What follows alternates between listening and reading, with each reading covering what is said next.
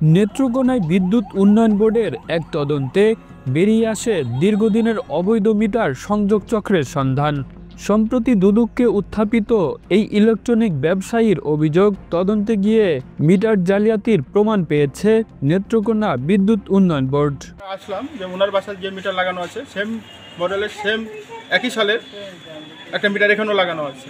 এইখানে যে মিটার লাগানো আছে এখানে বডিতে যে মিটার নাম্বার আর ওই ডিসপ্লেতে ভিতরে যে মিটার নাম্বার দুটো কিন্তু সেম মিটার নাম্বার আছে। এটা আপনারা কিন্তু সবাই দেখেছেন এখানে। এখন আমরা এখান থেকে তার বাসায় যাবো, তার বাসায় যাবো, ওখানে আমরা তার মিটারের কী অবস্থা আছে সেটা দেখার জন্য আমরা ওখানে যাচ্ছি। এটা কেন হইতে পারে কি মনে হয়? ওখানে ডিসপ্লেটা ভিতরে যে ডিসপ্লে আছে সেটা সরে ফেলছে গ্রাহকের হয়রানি করার জন্য একটা, তারপর সরকার রাজস্ব ক্ষতি করার জন্য এই কাজটা তারা করছে। আর এই অবৈধ বিদ্যুৎ সংযোগ একদিকে যেমন রাজস্ব হারাচ্ছে সরকার, তেমনি অতিরিক্ত লোডশেডিং ও বাড়তি বিল গুনতে হচ্ছে গ্রাহকদের। অবৈধ সংযোগ স্থাপনকারীদের বিরুদ্ধে কঠোর ব্যবস্থা নেওয়ার দাবি সাধারণ গ্রাহকদের। জেলা শহর সহ আশপাশের 462 কিলোমিটার অংশে রয়েছে পিডিবির অন্তত 60,000 বিদ্যুৎ গ্রাহক, কিন্তু সরকারি রাজস্ব ফাঁকি দিয়ে একাধিক স্থানে রয়েছে অবৈধ সংযোগ। প্রায় 16 বছর আগে ডিজিটাল মিটার স্থাপন শুরু করে বিদ্যুৎ উন্নয়ন বোর্ড। ডিজিটালের নামে অতিরিক্ত বিদ্যুৎ বিলের অভিযোগ বেশ পুরনো। সম্প্রতি দুদকের শুনানিতে উঠে আসে অস্বাভাবিক বিদ্যুৎ বিলের একাধিক অভিযোগ। ভাবমূর্তি সংকটে পড়ে বিদ্যুৎ কর্তৃপক্ষ। পরিস্থিতি সামলাতে তদন্তে নামলে উঠে আসে অবৈধ মিটার সংযোগ দেয়া চক্রের সন্ধান। আর এই চক্রের সাথে অভিযোগকারী ইলেকট্রনিক ব্যবসায়ী খোকন চন্দ্র দাসেরও সংশ্লিষ্টতা রয়েছে বলে প্রমাণ পেয়েছে বিদ্যুৎ বিভাগ। কর্তৃপক্ষ জানায়, ডিজিটাল মিটারগুলো উপরে যেই নাম্বার ডিসপ্লেতে সেই নাম্বার শো করার কথা, কিন্তু শুনানিতে উত্থাপিত অতিরিক্ত বিলের অভিযোগকারী মিটারটি অবৈধ।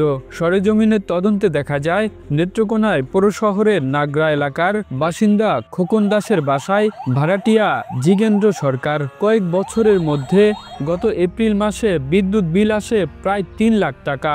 এরই প্রেক্ষিতে দুদকে অভিযোগ করেন বাড়ির মালিক খোকন চন্দ্র দাস, কিন্তু তদন্তে পরিলক্ষিত হয় তার মিটারের বাহির ও ডিসপ্লে নাম্বারে ভিন্নতা। এতেই প্রাথমিকভাবে মিটার টেম্পারিং করে অবৈধ বিদ্যুৎ সংযোগের মাধ্যমে সরকারি রাজস্ব ফাঁকি দেওয়ার প্রমাণ পেয়েছে কর্তৃপক্ষ। থেকে 5 মাস আগে যে রিডিং নে যে ও বলছে যে দাদা আপনার মিটার প্রবলেম আছে। আমি বলে যে আমার মিটার প্রবলেম আছে মানে বুঝলাম না কি সমস্যা। মিটার প্রবলেম আছে, মিটার পাল্টাই এলাম। আমি বলছি আমার লোক আছে পাল্টাইবে না। পরে আর একবার যখন সে গেছে রিডিং আনতো, কইছে আপনি মিটার তো পাল্টাইলেন, আমি পাল্টাই দিলাই, আমার কাছে মিটার আছে। আমি বলছি না, আপনার মিটার পাল্টাই লাগবে না। আমি এই কথাই বলছি। পরে আর আমি মিটার দেখি নাই কোনো কিছু করছে কি না। যে মানে রিডিংটা তুললেন ও নাম কি আমি তো আসলে নাম জানি না। রানা আপনাকে কি বলছিল বলেন তো? বলছে ফোন করে কে বলছিল? রানা আমাকে ফোন দিছে, বলে যে আপনার মিটার প্রবলেম আছে, মিটারটা পাল্টাই এলাম। আমি বলে যে আপনি কে? আমি রিডিং যে নেই উনি।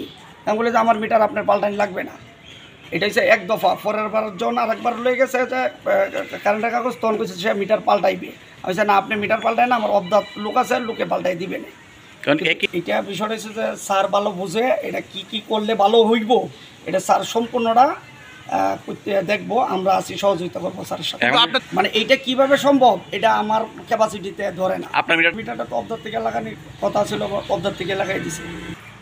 খোকন চন্দ্র দাস তিনি দুদকে অভিযোগ করার আগের দিন আমাদের কাছে দুদক অফিস থেকে চিঠি আসে আর যে আগামীকাল গণশুনানি আছে। ওই চিঠির পরিপ্রেক্ষিতে আমরা জনাব খোকন চন্দ্র দাসের বাসায় যাই, যে তার মিটারের ডিসপ্লেতে 1 নাম্বার, বডিতে আর 1 নাম্বার। এইটা আমাদের কাছে পরিলক্ষিত হওয়ার সাথে সাথে আমরা এটা প্রাথমিকভাবে বুঝতে পারি যে এই মিটারটা টেম্পারিং করা হয়েছে। হ্যাঁ, জনাব খোকন চন্দ্র দাস তিনি ইলেকট্রনিক্স ব্যবসা করে, তার এই সম্বন্ধে যথেষ্ট ধারণা আছে। হ্যাঁ, তিনি জালিয়াতি চক্রের সাথে জড়িত আছে কিনা সেটাও তদন্ত করা হয়েছে। একই চক্রে জড়িতদের চিহ্নিত করে আইনের আওতায় আনতে ব্যবস্থা নেওয়ার কথা জানিয়েছে বিদ্যুৎ বিতরণ ও সরবরাহ বিভাগ। খোকন চন্দ্র দাসের বাসায় যে মিটারটা পাওয়া গেছে, যে 3 লাখ টাকা বিল হয়েছে, সেটা সঠিক না। মানে ডিসপ্লের মিটার এবং বডির মিটার দুটো আলাদা। পরে আরও আমরা যাচাই বাছাই করলাম।